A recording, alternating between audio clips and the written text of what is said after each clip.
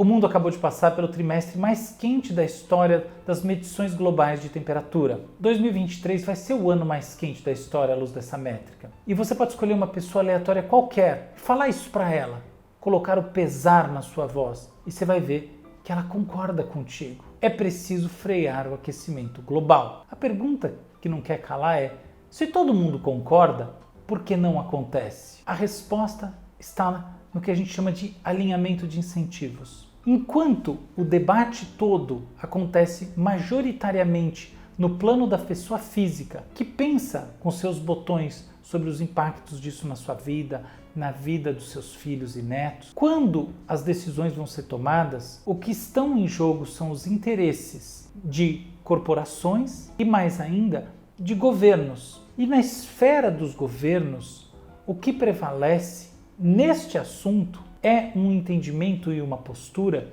que a gente chama de realistas, que diz o seguinte, que o interesse de um país é maximizar a utilidade esperada da sua estrutura como um todo, da sua representação como Estado-nação. Ou seja, para a China, para o Japão, para o Brasil, para quem quer que seja, a decisão sobre o que fazer, sobre adotar ou não protocolos que vão levar à redução das emissões, etc, etc, etc, vai estar condicionado aos interesses daquele país. Com os governantes pensando assim, os diferentes países pensando assim, é natural que surja uma situação em que o interesse, a defesa do interesse direto do país leva a uma situação que é deletéria para o próprio país, dado que o mesmo acontece com os outros países. Isso é chamado de tragédia dos comuns.